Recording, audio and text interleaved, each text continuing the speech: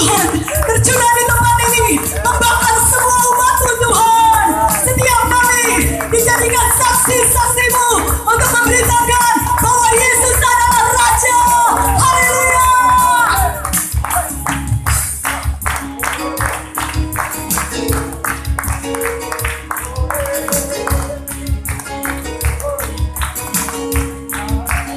Bersama-sama katakan,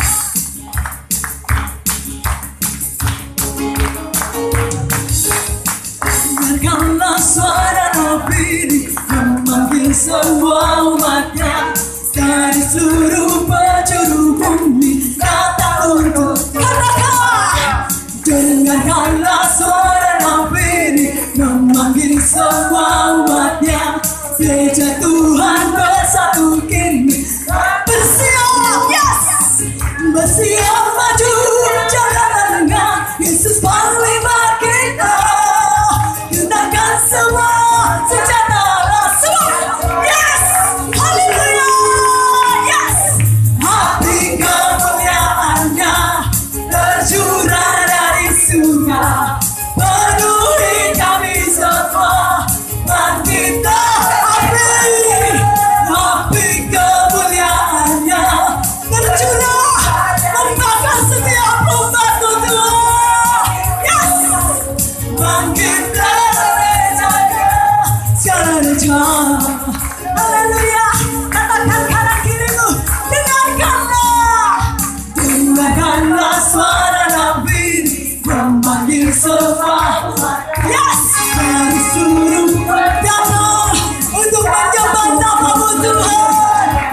Dengarkanlah suara Nabi memanggil semua umatnya. Gereja Tuhan bersatu, yes, semua bersiap maju jalan tengah. Yesus panglima kita, semua perlengkapan senjata, yes, semua api kemuliaan, semua saling mencurahkan, yes, penuhi kami semua Tuhan, yes, bangkitlah, api kemuliaannya tercurah dari surga. Beritakan siapa namanya, yes, sekali lagi, api kemuliaannya tercurah dari surga. Penuhi, yes,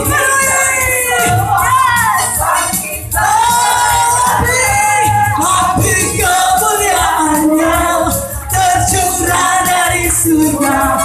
Beritakan pada dunia bahwa Yesus adalah Raja. Katakan segala raja, Yesus namanya, segala raja. Haleluya. Dia Raja di atas segala raja, amin. Mari kita mau bersorak-sorai lebih lagi. Kita memuliakan namanya, sebab Dia satu-satunya penebus. Dia menyelamatkan jiwa kita, amin.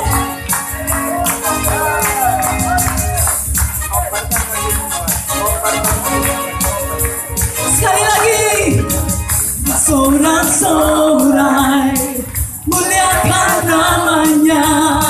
Dia berperang ganti kita. Bertepuk tangan, yes, bertepuk tangan, muliakan namanya. Dia selamatkan. Mari angkat tanganmu dan nyatakan, yes, satu-satunya penebus. Kalahkan maut, Dia bangkit dan hidup, yes, Tuhan yang memberi kemenangan bersama, yes, Dia ada di dalam saudara, amin. Oh, haleluya. Masuk dalam kemuliaannya, Dia perlindungan dan keselamatan. Sekali lagi katakan bersorak-sorai, bersorak-sorai, muliakan namanya. Dia berperang ganti kita. Mana tepuk tangan buat Raja kita, yes, bertepuk tangan, muliakan nama selamatkan jiwa. Yuk angkat tanganmu semua ke atas. Kita menyatakan yes. Satu-satunya benar Tuhan ilah. Kalahkan maut dia bangkit dan hidup. Yes, kemenangan kami mulai di dalam Engkau, Tuhan yang memberi. Yes, haleluya. Terima kasih Tuhan. Oh, kami mau masuk dalam kemuliaan. Dia perlindungan dan keselamatan. Padam bam bam bam bam bam. Oh, padam bam bam bam bam bam. Padam bam bam bam bam bam. Padam bam bam bam bam bam bam. Hey, yang memberi kemenangan.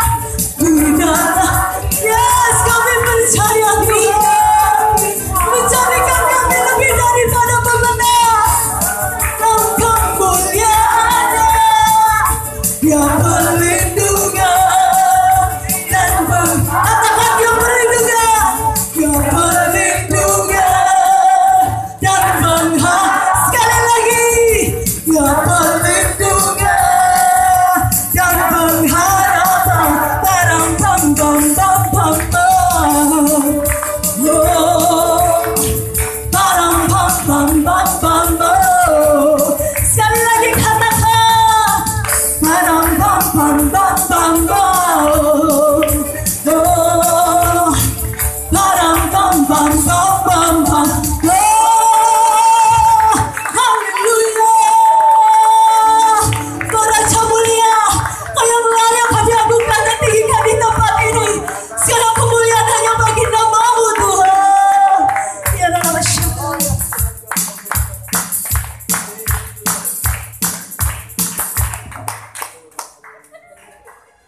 Silakan duduk Bapak Ibu, puji Tuhan.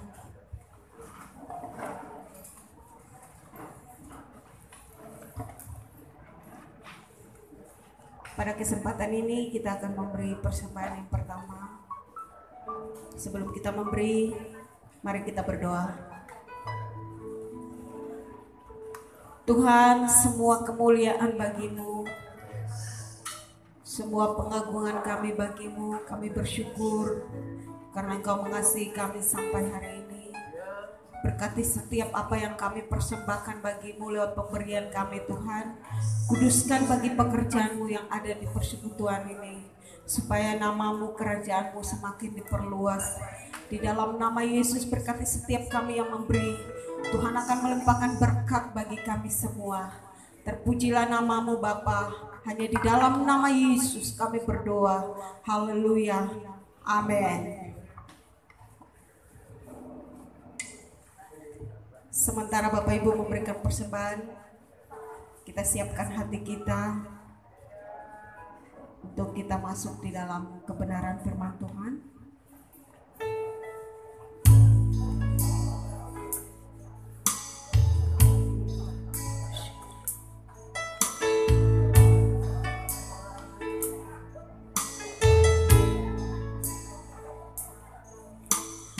Roh-Mu yang hidup penuhiku, mengalir dalamku.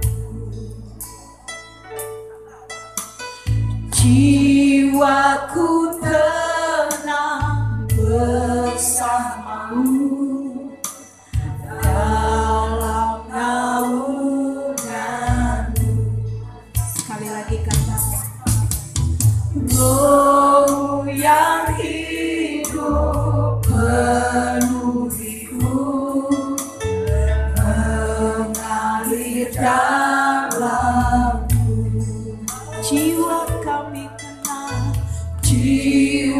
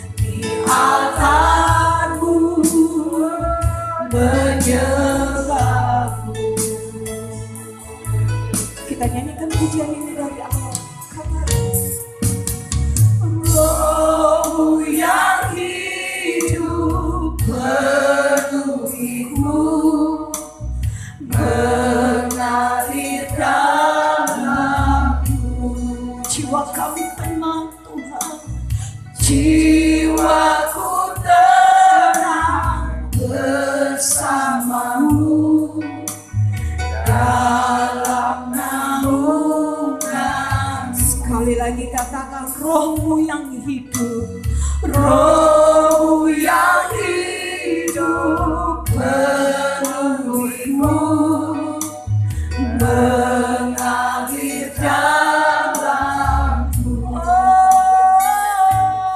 Oh, jiwaku terang bersamamu dalam naungan. Ku buka hati, ku buka hati untuk jalan kami berserah penuh di hadiratmu.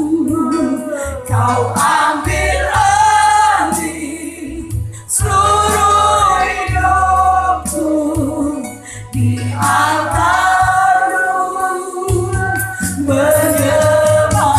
Ku buka hati, ku buka hati untuk jalanmu berserah penuh di hadiratmu.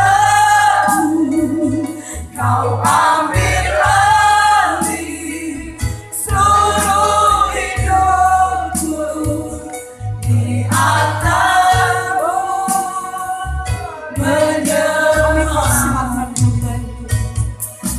Buka hati untuk jalan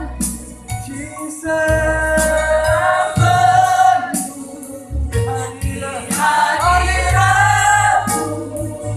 Kau ambil alih seluruh hidupku di altarmu, menyembah. Bagi berdiri bersama.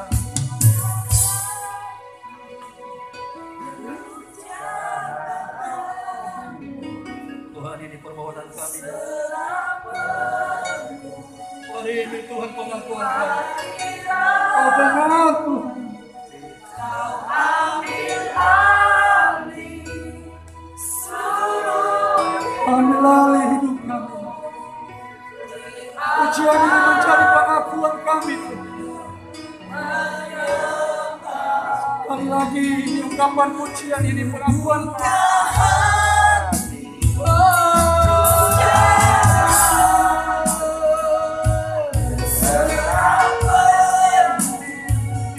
di hadiratmu.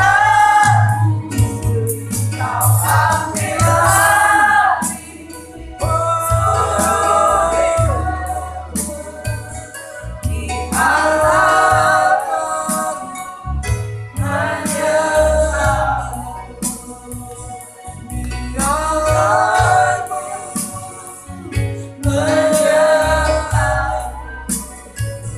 di altarmu.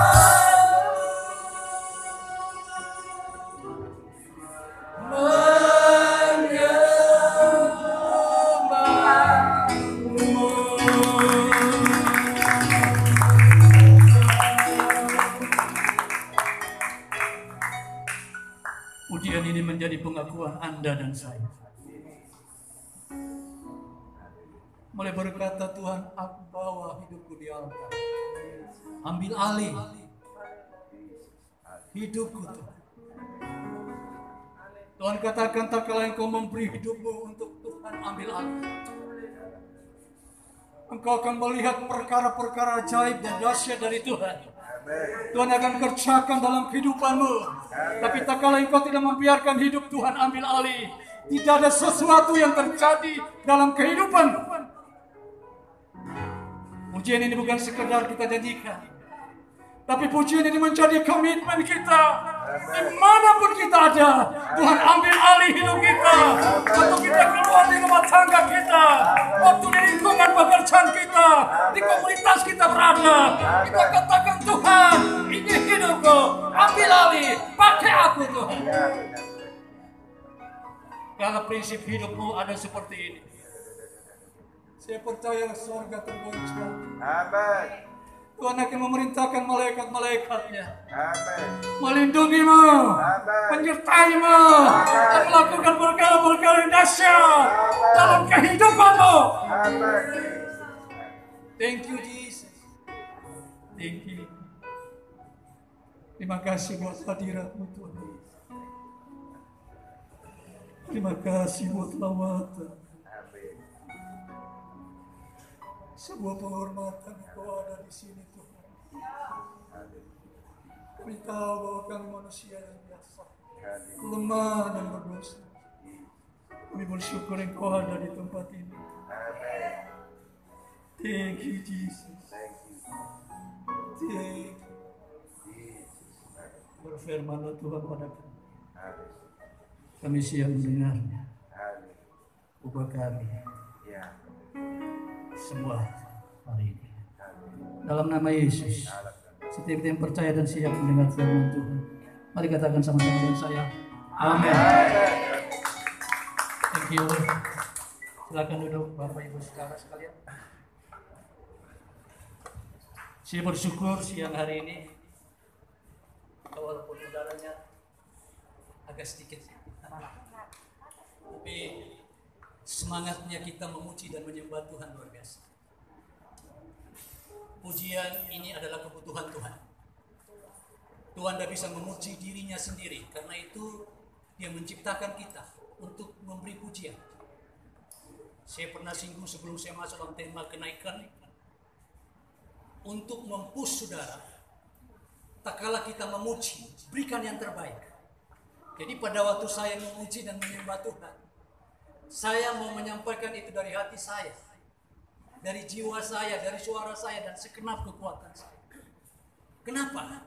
Karena pujian ini dulu tempatnya Lucifer. Pujian ini menyukakan hati Tuhan. Mikael adalah panglima perang, Jibril ada mendengar suara Tuhan, tapi Lucifer ini dengan membawai seperempat malaikat, mereka ada di hadirat Tuhan untuk memuji dan menyembah sebelum dunia diciptakan, sebelum planet-planet diciptakan, hanya ada malaikat dan surga. Dan Bapak Ibu tahu, saudara kasih dalam Kristus Yesus, dosa mulai muncul karena Tuhan menciptakan malaikat juga sama dengan saudara, punya keinginan bebas. Pada waktu dia melihat Tuhan ini dipuji, disembah oleh malaikat, dia dan seluruh para malaikat kepingin dia supaya naik di sana. Lucifer pengen naik di sana, di tata itu, supaya Tuhan dan malaikat-malaikat lain menyembah dia. Dia pingin duduk di tempat itu. Dan saya beritahu, pertengkaran, pertikaian terjadi, peperangan terjadi, itu di surga. Makanya jangan heran kalau ada gereja yang bertempur, ada bangsa-bangsa yang bertempur, awalnya dari sana. Iblis mulai menyerang tata Tuhan. Iblis mulai kodeta tata Tuhan. Dia ingin duduk di situ dan terjadi pertempuran di sana. Alkitab katakan dia kalah. Ada Mikael panglima perang di sana, mengalahkan dia dan dijatuhkan ke mana? Mana? Ya. Jatuh ke mana? Dia jatuh di kegelapan. Tidak ada planet-planet yang lain. Hanya surga, malaikat-malaikat, dan tidak ada bumi, tidak ada bintang, tidak ada bulan, tidak ada matahari, tidak ada hal-hal yang lain. Dia ada di udara. Dia ada di kegelapan. Makanya namanya penguasa kegelapan. Tatanya dia mana? Di udara. Dan waktu dia jatuh di surga, tidak ada pijakan dia untuk berpijak.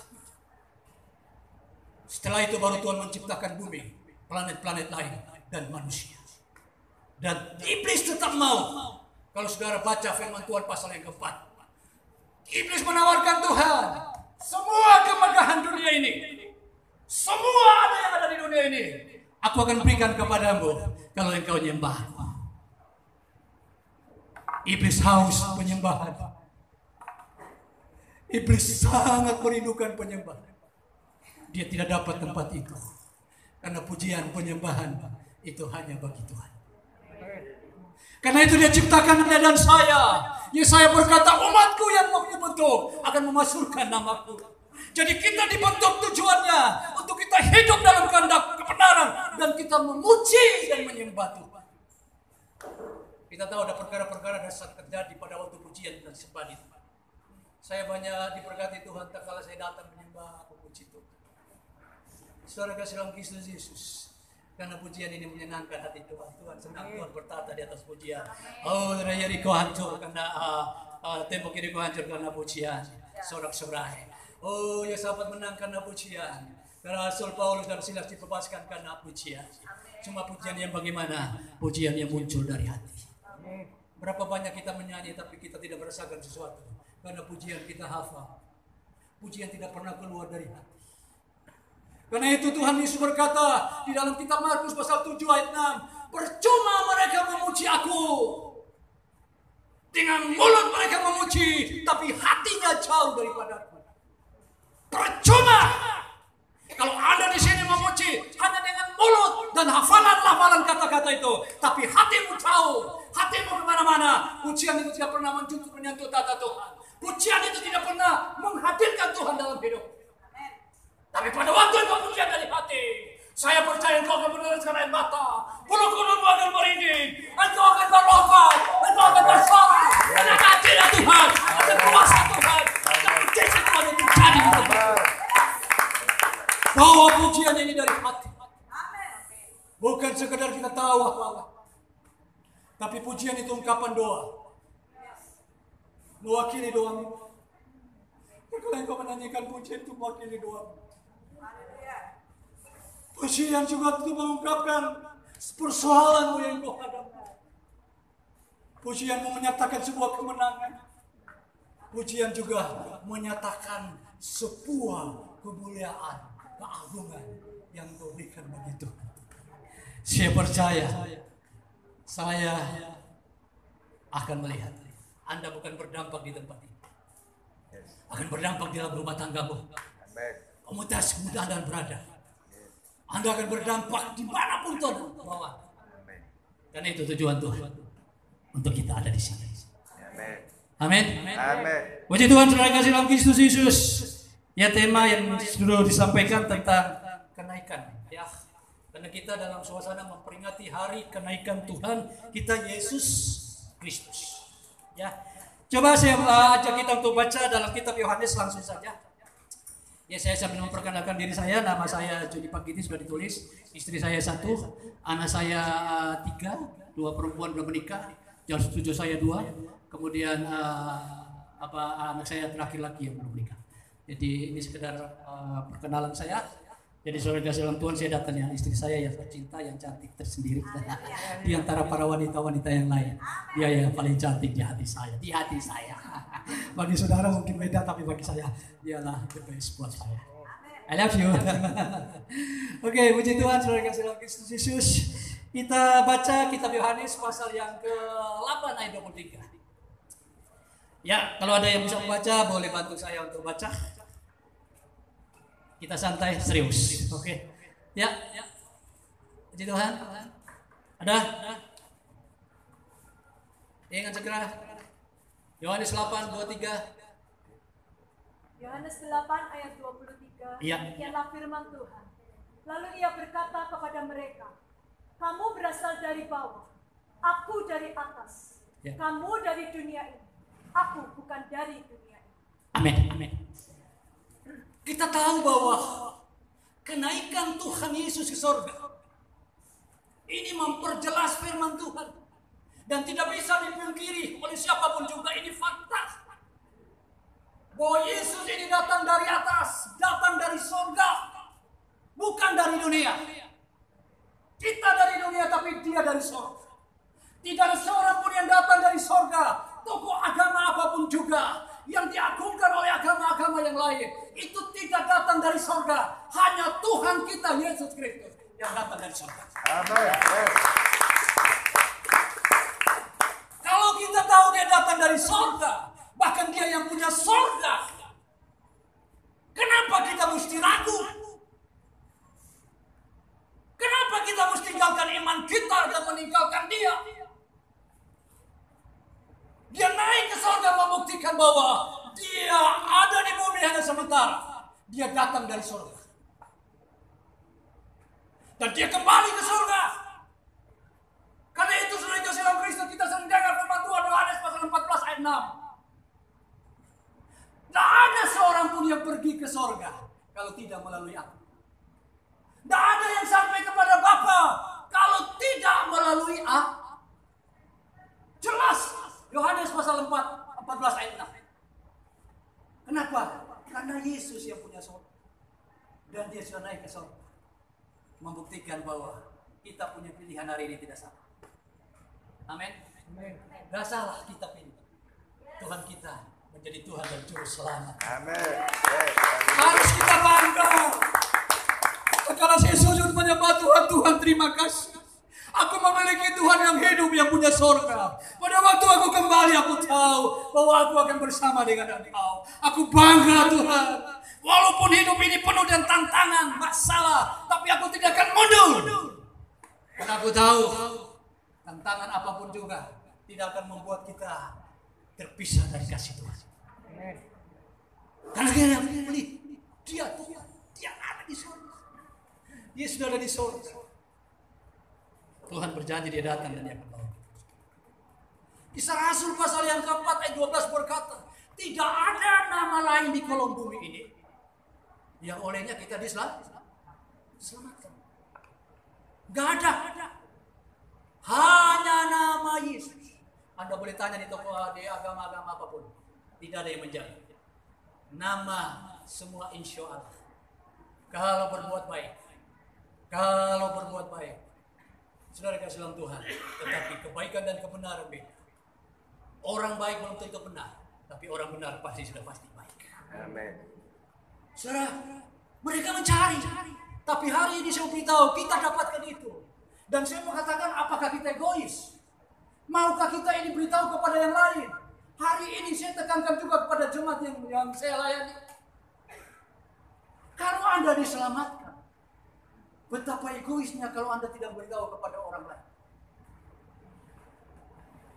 Betapa egoisnya Anda tidak beritahu kepada keluarga-keluarga Anda di rumah, kepada teman-temanmu, kepada komunitasmu. Anda ada di sini. Kalau Anda melakukan ini, saya percaya Tuhan perhitungkan. Karena Tuhan datang untuk jiwa. Datang untuk jiwa-jiwa. Tak kala Anda boleh berdoa. Saya kalau di perumahan atau di tempat-tempat yang saya jalani, saya melewati gedung-gedung yang perumahan bagus-bagus, saya langsung berdoa, Tuhan, aku lepaskan Roh keselamatan, Roh pengampunan.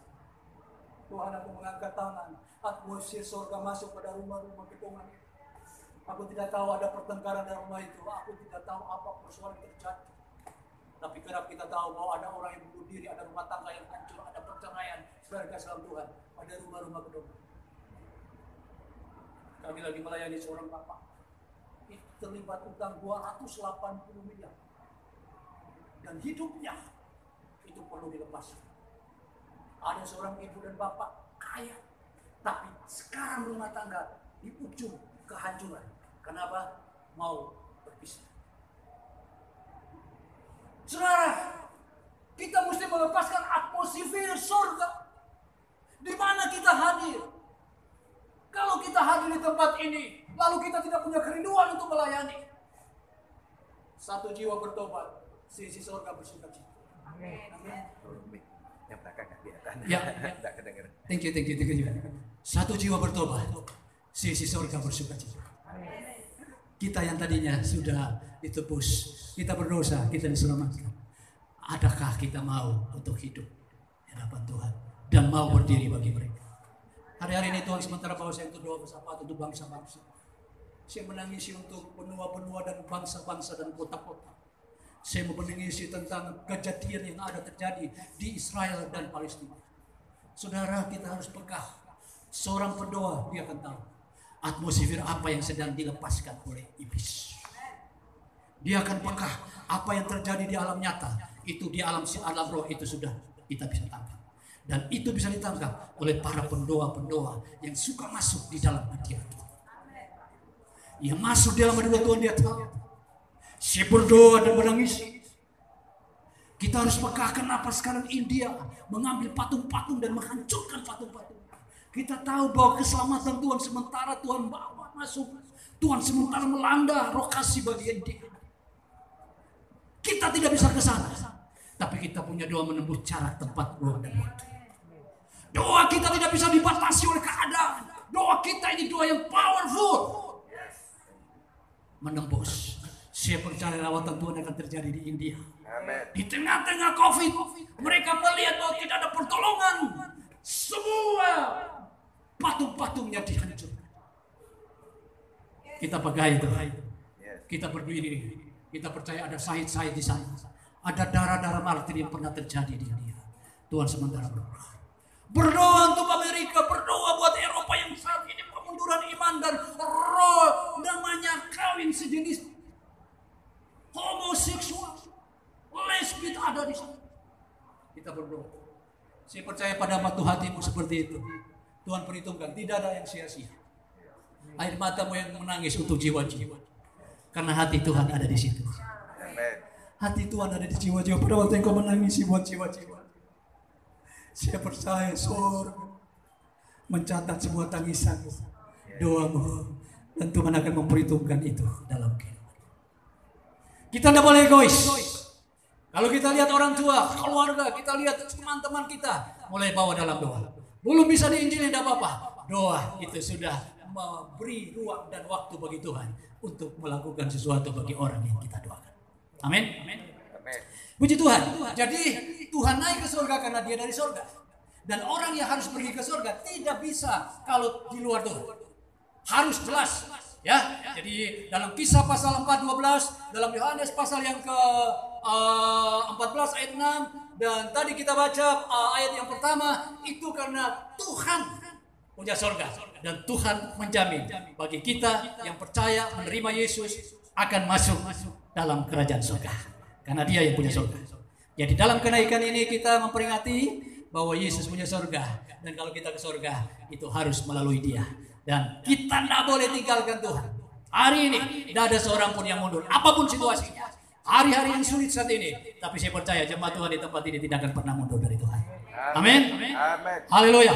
Yang kedua, saudara kasih dalam Kristus Yesus, Tuhan ini berkata dalam kitab Yohanes di sana, pasal yang keempat, ya, Yohanes pasal yang keempat, ayat yang ke-16, pasal 14 ayat 16 dan 17. Boleh bisa baca ayat ini. Yohanes pasal yang ke-14 ayat 16 dan 17. Kemudian ya, itu ayat itu dulu. Ada yang boleh bisa bantu saya baca. Yohanes 14 ayat 16 sampai 17. Yohanes 14 ayat 16 sampai 17. Demikianlah firman Tuhan. Aku akan minta kepada Bapa, dan Ia akan memberikan kepadamu seorang penolong yang lain, supaya Ia menyertai kamu selama-lamanya. 17, yaitu Roh kebenaran. Dunia tidak dapat menerima Dia, sebab dunia tidak melihat Dia dan tidak mengenal Dia. Tetapi kamu mengenal Dia, sebab Ia menyertai kamu dan akan diam di dalam kamu. Amin. Yang kedua, Dia naik ke surga. Itu tujuannya supaya Roh Kudus ini diberikan kepada Anda dan saya. Namanya Roh kebenaran. Saya mau katakan ini saudara kasih dalam Kristus Yesus. Dari sisi yang lain, kadangkala ini kita ini sudah memiliki Roh Kudus, tapi kita tidak hidup di dalam kebenaran. Padahal yang kita terima adalah Roh kebenaran. Roh kebenaran itu akan tinggal dalam kita dan menyertai kita. Saya menekankan kepada jemaat dan hidup saya sendiri, pentingnya hidup benar, hidup kudus. Dan saya mulai dari keluarga, mulai dari suami, istri, dan anak-anak, semua terbuka. Karena kita harus hidup benar, harus hidup kudus. Kenapa? Hidup benar dan hidup kudus inilah yang menentukan kita masuk kerajaan surga. Karena roh yang ada pada kita adalah roh benar. Roh kebenaran. Itu pribadi Tuhan sendiri. Dia akan menuntun kita pada kebenaran Alkitab kata. Dia insafkan kita. Dia membantu kita untuk berdoa, untuk hidup dalam kebenaran. Dan kalau kita tidak hidup benar, sia-sia. Kalau saudara baca dalam kitab Yohanes pasal 4, 23, 24, Tuhan berkata begini, penyembah benar akan menyembah apa? Bapa dalam penyembah apa? Penyembah itu menunjukkan kepada Anda dan saya. Kata penyembah dengan penyembahan beda. Kalau penyembah itu Anda dan saya. Tapi kalau penyembahan ini bahasa lidah yang kita berikan, pujian yang kita berikan, sesuatu yang kita berikan. Tetapi bahasa lidah ini kita berikan, pujian yang kita berikan, kalau kita sebagai pribadi tidak menjadi penyembah yang benar, maaf, jangan kita ada nantinya di dalam kitab Matius 7 ayat 21 sampai 23. Ini yang menjadi peringatan itu. Kalau kita hidup benar, saya percaya karunia-karunia nubuatan, karunia-karunia penglihatan, karunia apapun akan Tuhan berikan kepadamu. Tapi kalau kita ngejar itu nubuatan, kita ngejar penglihatan, tanpa ada kekuatan kebenaran yang kuat, engkau menjadi orang yang akan gampang jatuh. Dan banyak orang kecewa walaupun kamu sudah bernubuat, walaupun mengadakan mujizat, tapi banyak orang kecewa karena hidupmu tidak benar. Tapi kalau kita benar, saya percaya karunia-karunia itu akan datang Tuhan lengkapi. Dan saya tekankan kepada jemaat, hidup benar itu harus dikejar, hidup kudus itu harus dikejar, karena doa orang benar itu besar kuasa. Kalau Anda hidup benar, saudara dalam Tuhan, surga tidak akan bisa berdiam diri. Tapi kalau Anda dipakai Tuhan dalam karunia-karunia nubuatan, penglihatan, hikmat, mujizat dan sebagainya. Tapi kalau hidup Anda tidak benar, saudara kasih dalam Tuhan, orang lain yang mengalami, tapi Anda sendiri tidak akan pernah mengalami. Orang lain yang akan selamatkan, tapi Anda sendiri. Makanya Paulus berkata, aku berjuang begitu rupa, supaya jangan sampai aku yang beritakan, aku yang akan dibunuh. Kurang apa? Paulus punya sapu tangan aja bisa menyembuhkan orang lain. Tapi dia katakan, aku ini sudah mati. Hidupku bukan aku lagi, tapi Kristus yang ada di dalam aku. Yang keluar dari hidupku adalah kebenaran. Yang keluar dari hidupku adalah kekudusan. Yang keluar dari hidupku adalah terang. Yes, thank you.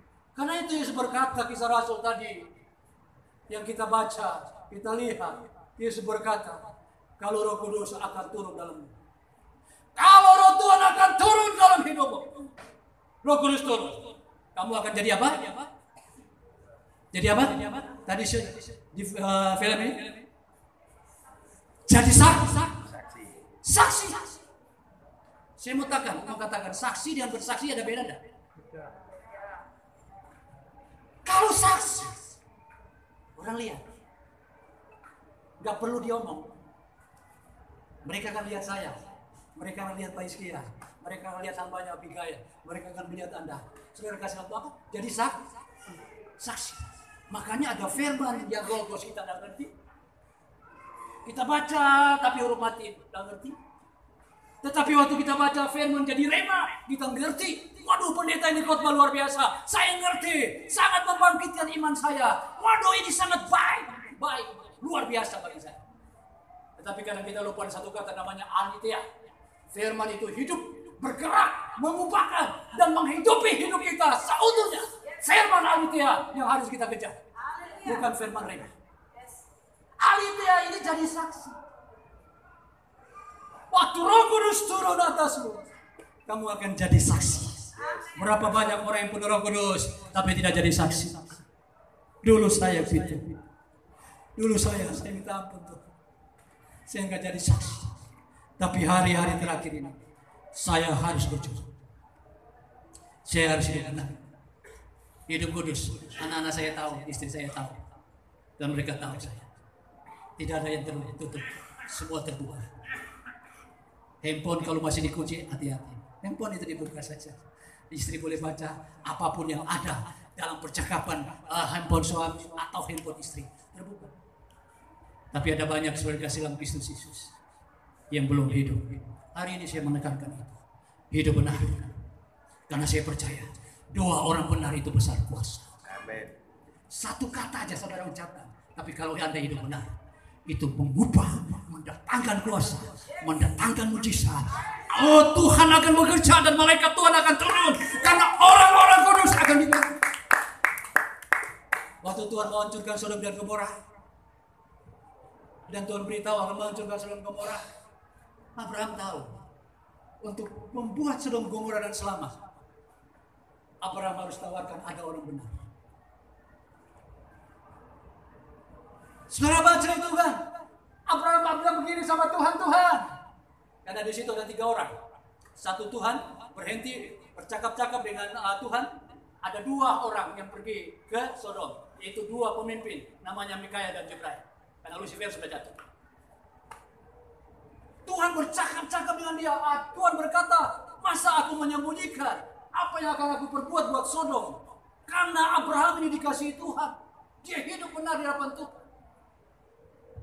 Lalu kita katakan saudara kasih Tuhan diberitahu, Abraham tahu bahwa untuk menyelapkan Sodom dan Gomora tidak ada jalan lain kecuali dia tawarkan hidup benar. Dia berkata, Tuhan, kalau ada 50 orang benar di Sodom dan Gomora, Tuhan bilang apa? Aku tidak binasakan. Tapi aku tidak menemukan 50 orang. Ditawar turun lagi sama Abraham, kalau ada 40 orang benar di Sodom Gomora, aku tidak binasakan karena orang benar itu. Tapi aku tidak menjumpai di Sodom orang benar sebanyak-banyak. Abraham katakan lagi, Tuhan, kalau ada 30 orang benar di Sodom, aku tidak akan musnahkan Sodom Gomora karena ada 30 orang benar. Sampai terakhir dia berkata, kalau ada 30 orang benar di 10 orang benar yang ada di Sodom Gomora, Yesus katakan, aku tidak membinasakan. Kenapa? Karena orang benar menentukan keselamatan suatu kota. Orang benar menentukan keselamatan satu bangsa. Kebenaran itu, orang benar itu menentukan keselamatan bagi semua saudara-saudara. Maukah kita berdiri sebagai orang benar untuk keluarga kita? Saya percaya kalau kita berdiri di tempat ini tempat ini akan dibuka sampai siang. Sampai ujung sana akan penuh. Karena, oh haleluya, saya percaya karena ada jemaat Tuhan di tempat ini mau hidup benar. Dan pada waktu hidup benar Tuhan boleh kasih kuasa.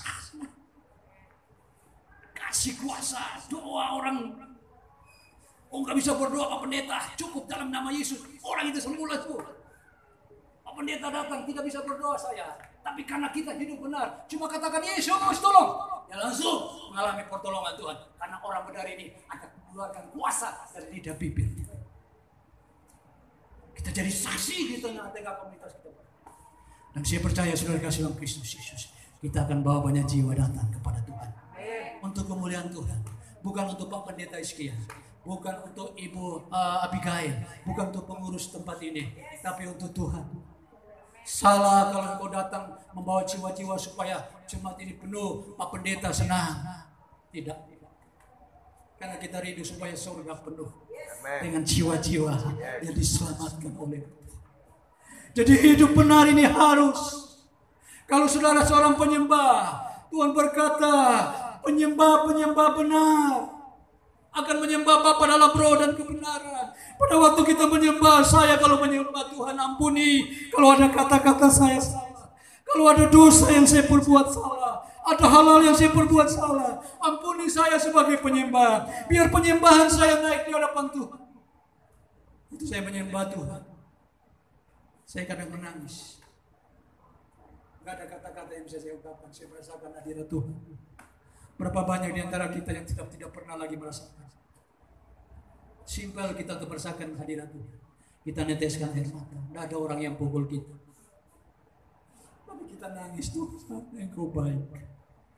Kata-kata baik aja kita sudah netes air mata. Saudara kasih Tuhan, kita merinding.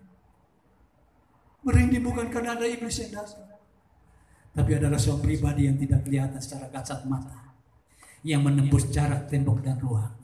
Dia ada dalam perkumpulan Anda. Anda merinding seperti ada yang mencari. seperti ada yang memeluk. Saya ini baru buka ibadah 4 kali. Ya, jemaat sudah ada sekitar 30 sampai 40 orang. Pembukaan pertama saya bersaksi sedikit. Karena rumah yang Tuhan izinkan saya untuk menikmati rumah itu. Lalu pada waktu saya membuka tempat itu menjadi pengembalaan, terjadi perdebatan. Ya. Ada yang sudah setuju, ada yang tidak setuju. Sehingga saya mengambil keputusan Tuhan. Oh, tadinya ada yang setuju, tiba-tiba ada yang tidak setuju. Padahal Tuhan ini mepet saya. Saya ini pikir begini, saya sudah umur, ya sudah ini yang di zona nyaman aja lah. Nggak mau lagi mau pengembalaan saudara. Karena saya sudah hilang 15 tahun. 15 tahun itu saya hanya diundang pelayanan, saya khotbah. Ada pekerjaan-pekerjaan sedikit saya kerjakan gitu ya. Jadi saya sudah hilang gitu ya. Ya ke persekutuan, pelayanan diundang saya khotbah. Tapi saya untuk fokus dalam pengembalaan sudah tidak. Dan tidak berpikir. Tapi Tuhan ini pepet saya untuk saya buka pengembalaan. Waktu saya mau buka pengembalaan ini datang tantangan. Waktu saya datang tantangan lalu ada teman-teman berkata, sudah Pak dihentikan aja. Kita biar aja kalau down dulu, tidak usah lanjutkan lagi. Hati saya sedih, langsung saya ini nangis sama Tuhan. Tuhan, aku loh udah minta untuk aku mau jadi gembala. Saya beritahu bahwa ada namanya jabatan, ada namanya jawatan. Jabatan ini diberi organisasi atau sekolah atau teologi. Jadi pada waktu saya PDT, PDM, PDP, STH, SMTH, MDiv itu yang beri organisasi. Harus kita bedakan. Tetapi kalau jawatan ini pemberian Tuhan. Pemberian Tuhan lain. Jadi kita akan uji. Jawatan ini betul-betul diberikan ini dari Tuhan atau tidak, kita akan lihat. Karena ada orang yang ngaku-ngaku, saya diberi Tuhan jawatan gembala. Saya diberi Tuhan jawatan nabi. Saya diberikan Tuhan jawatan rasul. Jawatan penginjil. Dan juga jawatan Tuhan. Jawatan ini diberikan oleh Tuhan. Dan Paulus berkata melengkapi gereja Tuhan. Dan saya bilang sama Tuhan, kalau saya ini Tuhan dah beri jawatan ini, ambil Tuhan. Tidak mau Tuhan. Saya tidak mau. Kalau saudara kasih dalam Tuhan, saya berdoa sama Tuhan malam itu, saya nangis karena ya harus dihentikan dan saya harus istilahnya sama Tuhan itu komplain lah. Saya kan tidak minta Tuhan. Tidak minta Bapak. Kenapa komplain? Kalau saya minta iya, tapi saya tidak minta untuk menjadi gembala. Kamu yang suruh saya jadi gembala. Kalau memang betul, tunjukkan. Artinya sebenarnya waktu itu saya doa dan saya nangis. Dalam tidur saya mimpi. Waktu saya mimpi, ibu saya datang. Memeluk saya, memeluk istri saya. Lalu saya merasa tenang, merasa damai. Pada waktu itu hati saya galau. Hati saya sedih, hati saya bercampur. Tapi waktu itu saya tenang, itu dipeluk istri saya. Saya pelukkan mama saya. Mama saya sudah almarhum. Lalu saudara kasih dalam Kristus, saya tidak pernah mimpi, kemudian mimpi. Lalu saya bangun. Tuhan hanya berfirman gini, seperti orang tua atau bapak dan ibu yang mengasihi engkau, melindungi engkau, yang mencintai engkau, demikianlah aku Tuhanmu akan mengasihi, mencintai dan melindungi engkau. Kata-kata itu toh. Saya bangkit Tuhan, terima kasih. Saya bangkit, saya berterima kasih untuk kasih-Mu. Saya beri kasih untuk perlindungan, saya beri kasih untuk cinta-Mu. Seperti yang kau kata. Saya tidur lagi malam itu. Saya mimpi lagi, mimpinya aneh. Saya ketemu, saudara kasih dalam mimpi itu ketemu dengan pengacara Hotman Paris Hutapea. Loh, untuk apa saya ketemu sama Hotman Paris? Apa hubungannya? Saya nggak ada hubungan sama dia. Saya ketemu dia, lalu kemudian saudara kasih dalam Tuhan, dia ajak saya untuk bertemu dengan mamanya. Saya nggak tahu mamanya ada apa enggak. Saya ketemu dengan mamanya. Lalu kemudian saudara kasih saya katakan, waduh mama baik ya, mama cantik ya, gitu. Dia senyum gitu saja kan. Saya ketemu dengan mamanya. Lalu setelah itu dia duduk. Lalu saya datang sama dia, saya cerita sama si pengacara ini, Pak Hotman ini. Pak, saya ini lagi sukses. Saya lagi membangun gereja. Tapi terhenti. Gitu. Saya ngomong sama dia. Dia sembalia, dia senyum sama saya. Ini kok bisa ada di mimpi saya kadang-kadang bisa ketawa juga gitu. Tuhan itu pakai ilustrasi seperti itu. Dia ambil uang 30 juta. Saya ingat itu. Saya dalam mimpi. Dia ambil uang 30 juta lalu dia kasih ke saya. Waktu dia kasih saya terima. Saya terucapkan terima kasih, saya kaget. Roh Kudus itu langsung bicara sama saya. Seperti seorang pengacara yang membela. Demikianlah aku pengacara yang jauh lebih hebat akan membela engkau. Oh, saya bangkit. Saya besoknya saya langsung pergi. Ada sesuatu yang saya mau ketemu. Ada teman yang mau lihat tempat yang saya tawarkan jual. Ya saya mau ketemukan dia untuk lihat. Setelah saya pulang, saya melewati itu dan saya berdoa, Tuhan tunjukkan saya tempat. Saya langsung belok di Hotel Narita. Wah, ini tanpa ada uang ini. Di Hotel Narita ini, kosong ini. Wah, di Narita saya tanya, ada tempat yang bisa saya sewa kapasitas 50. Oh, puji Tuhan Pak, ini kosong. Oke. Berapa harganya? 1,5 juta. Uang nggak ada ini, cuma modal untuk kesana aja gitu, lihat-lihat tempat gitu. Saudara kasih dalam Kristus Yesus, saya tawar 1 juta. Kalau mau saya pakai 1 juta, saya mampu 1 juta. Bapak Ibu saudara kasih dalam Kristus Yesus, dan Tuhan, saya tunggu waktunya. Tuhan sudah sediakan uang 1 juta. Wah, pertanda ini, berarti Tuhan setuju dengan 1 juta ini.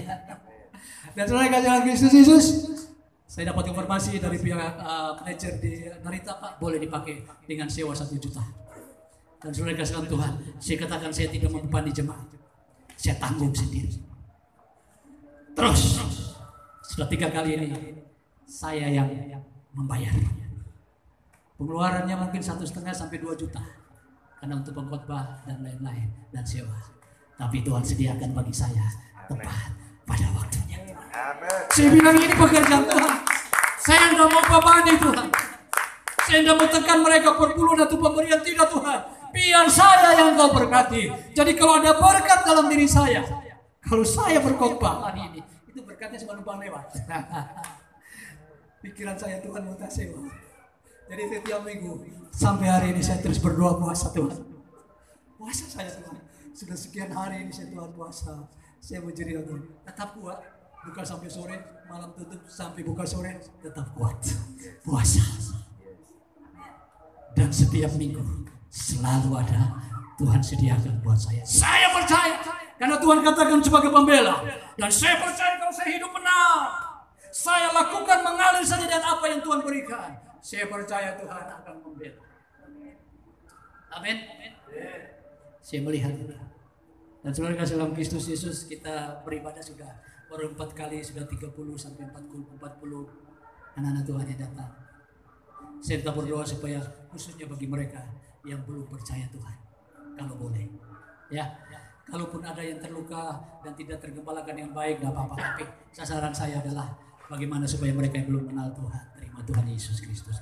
Ada satu bapak yang saat ini kita gemului yang belum kenal Tuhan, lagi kita gemului supaya dia terima Tuhan, agar seluruh keluarganya boleh terima Tuhan. Saya percaya kalau bapak ini diselamatkan, anak, istri, keluarganya akan percaya. Dia adalah seorang Buddha, tapi kita lagi berdoa supaya dia percaya sama Tuhan. Amin. Amin. Saya percaya jadi saudara kasih Tuhan, kalau kita hidup benar, jadi saksi. Karena Roh Kudus turun, tujuannya Kisah Rasul 1 ayat 8. Kalau Roh Kudus turun atasmu, engkau akan menjadi saksi Yerusalem, terus apa? Yudea, terus Samaria, terus sampai ujung bumi. Kita ini suratan yang terbuka, kita bawa yang harum. Waduh, melihat Pak Hizkia ini belum ngomong aja, ini hati sudah ayam tentram. Lihat senyum apa lagi, waduh, langsung sujud nyembah Tuhan. Kenapa? Suratnya terbuka. Bukan Pak Hizkia nggak ada masalah, banyak masalah. Tapi hari-harinya senyum. Makanya kalau saya lihat Pak Hizkia senyum, nggak ada alasan untuk saya tidak bisa tertawa. Kenapa? Memancarkan. Kekristenan itu harus berdampak. Kekristenan harus memancar. Karena itu kata saksi bukan bersaksi. Kalau bersaksi saya menciptakan pertolongan Tuhan. Tapi kalau jadi saksi tidak perlu cerita. Itu orang tua lihat anak saya berubah dan jadi Kristen. Kalau anaknya pergi gereja, bahkan mungkin 1 minggu full dalam gereja, tapi ngomong sama orang tua kurang ajar. Bagaimana orang tua mau percaya? Seorang bapak berkata kepada saya, Pak, bagaimana? Saya ini mau terima Tuhan. Saya melihat istri saya kalau memuji Tuhan, tangannya terangkat.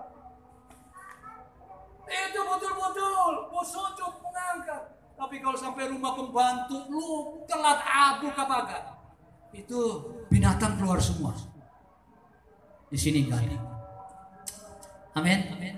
Di sini semua hendaklah kata-katamu penuh ramah, lembut dan hormat. Kita berubah. Kalau Kristen tidak berubah untuk apa? Yesus mau supaya kita menerima Roh Kudus, Roh kebenaran. Roh itu akan membuat kita benar. Roh itu akan membuat kita kudus. Kita berubah.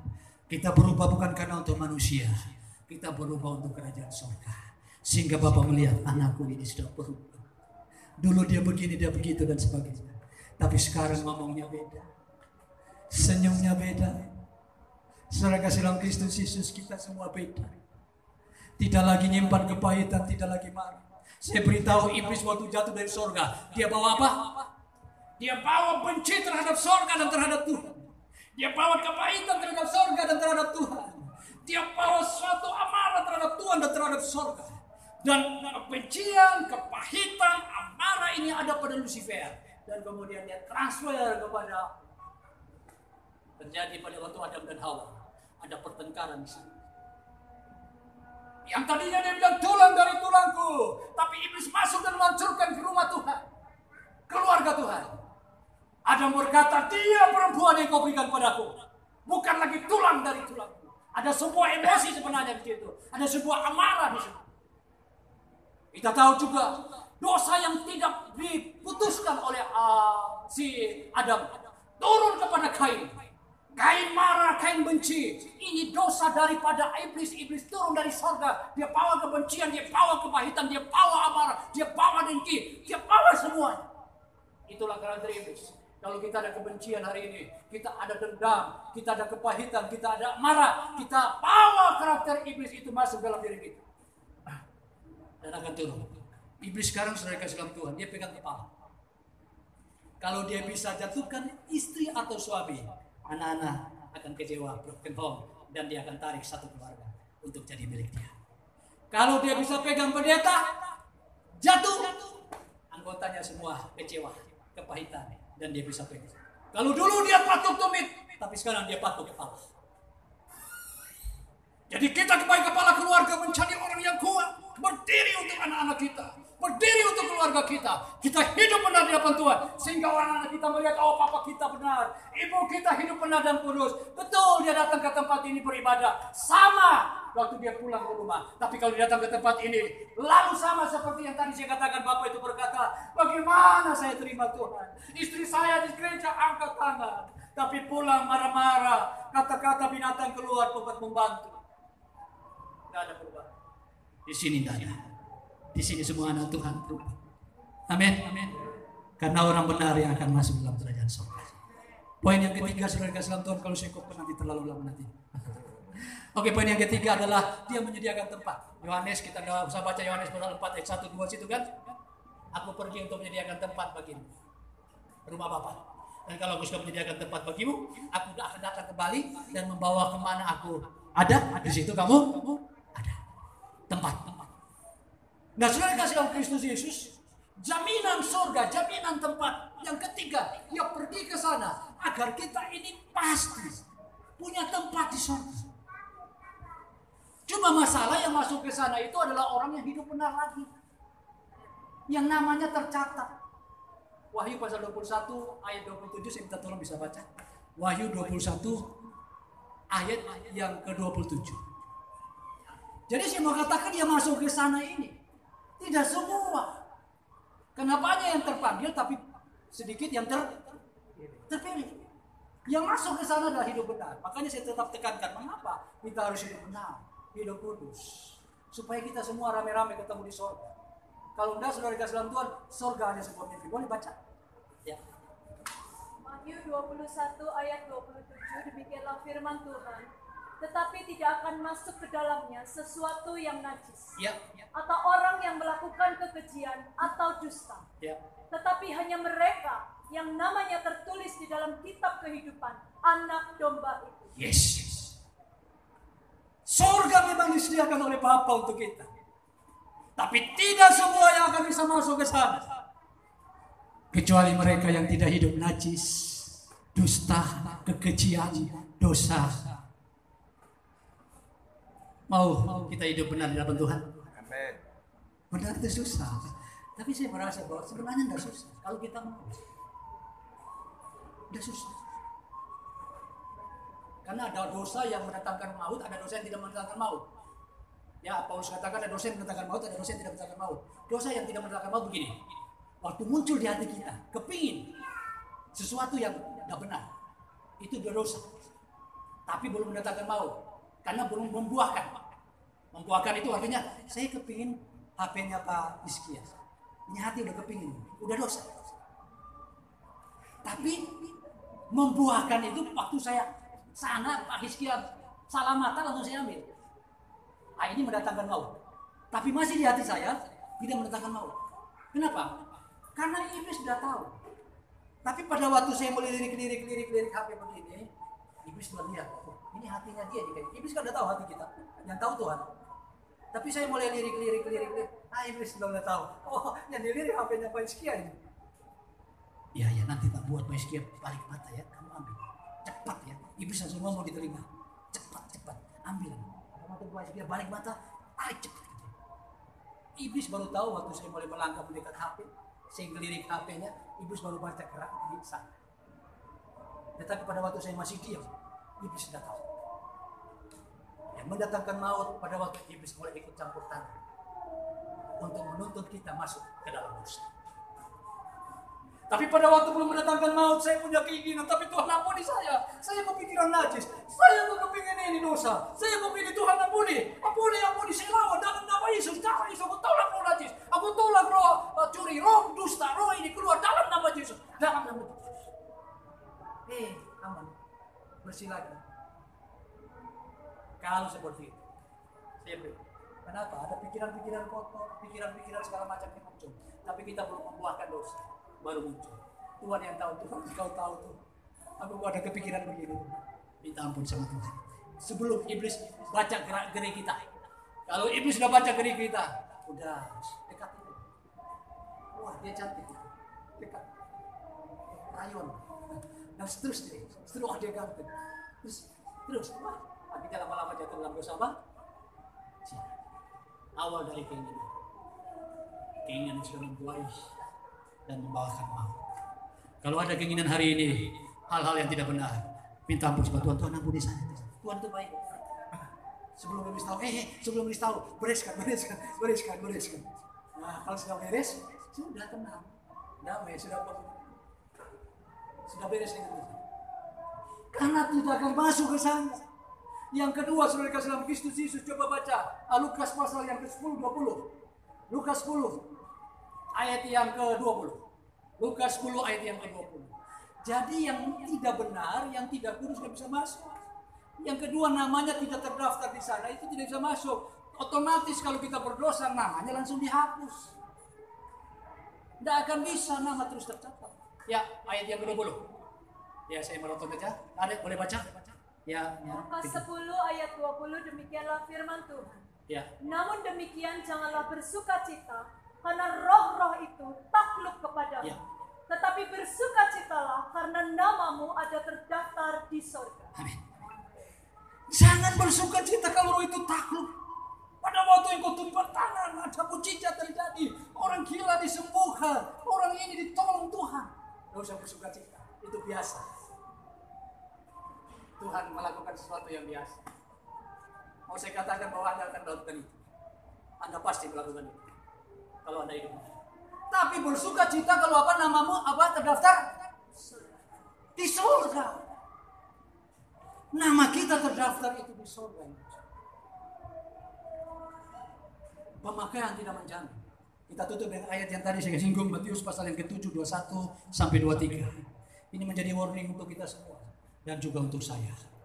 Ini jadi peringatan. Ya, Matius pasal yang ke-7 ayat 21 sampai 23. Bisa baca ayat ini. Walaupun ayat sudah tidak asing lagi, tapi ini ayat keras. Bagi saya, nggak tahu bagi saudara. Tapi ayat ini jadi ayat yang peringatan buat saya. Kita tutup dengan ayat ini. Ya, boleh baca. Matius 7 ayat 21 sampai 23, demikianlah firman Tuhan. Bukan setiap orang yang berseru kepadaku, Tuhan, Tuhan, akan masuk ke dalam kerajaan surga, melainkan dia yang melakukan kehendak Bapakku yang di surga. Yes. Ayat 22, pada hari terakhir, banyak orang akan berseru kepadaku, Tuhan, Tuhan, bukankah kami bernubuat demi namamu, dan mengusir setan demi namamu, dan mengadakan banyak mujizat demi namamu juga? Ayat 23, pada waktu itulah aku akan berterus terang kepada mereka dan berkata, aku tidak pernah mengenal kamu. Enyahlah daripadaku, kamu sekalian pembuat kejahatan. Yes. Ada satu hentakan yang keras dari Tuhan. Enyahlah kamu. Enyahlah kamu. Saudara kasih dalam Kristus, di hadapan tata Tuhan, kita sudah jadi gembala, kita sudah jadi penginjil, rasul, sudah menjadi anak Tuhan, tapi Tuhan berkata, enyahlah kamu. Hai engkau pembuat kejahatan, aku tidak kenal engkau. Pemakaian bukan garansi kita untuk masuk surga. Pemakaian Tuhan lengkapi kita untuk menyelamatkan orang lain supaya mereka percaya kepada Tuhan. Tetapi jangan kita bangga. Kita kejar kebenaran. Karena itu saya katakan kepada jemaat, kejar dulu kekudusan, kejar dulu kebenaran. Maka karunia itu akan Tuhan lengkapi dalam hidupmu. Engkau menjadi orang Kristen yang kuat, menjadi hamba Tuhan yang kuat, menjadi anak Tuhan yang kuat. Kenapa? Kebenaran dan kekudusan itu melebihi dari segalanya. Hari-hari ini banyak yang dipanggil Tuhan. Malam waktu saya bertemu dengan beberapa hamba Tuhan di salah satu tempat di pizza di Jalan Mer, kita ngobrol-ngobrol. Lalu saudara kasih Tuhan, waktu kita sementara ngobrol-ngobrol, saudara kasih Tuhan, teman saya mendapat informasi bahwa ponakannya dipanggil Tuhan. Umurnya berapa? 23. Sebelum itu anaknya dia sendiri panggil Tuhan, umur yang ke-30, model, cantik. Cantik sangat. Panggil Tuhan, umur yang ke-30. Kemarin saya dengar meninggal. Ponakannya dia umur yang ke-23. Kematian sekarang kita nggak tahu. Sewaktu-waktu akan datang. Tidak memandang umur tua atau muda. Tidak memandang kaya atau miskin. Suatu waktu Tuhan. Umur kita ini semakin sedikit. Kemarin kita melihat ada seorang bos emas. Lihat berita cukup viral. Lagi naik sepeda jatuh, langsung meninggal. Hidup ini kita nggak tahu. Seandainya Tuhan panggil kita ke dalam dosa, kemana kita? Tapi pada waktu kita hidup dalam benar, saudara, mau sekarang Tuhan panggil, ada masalah. Siapa yang kepingin masuk surga? Siapa yang mau sekarang masuk surga?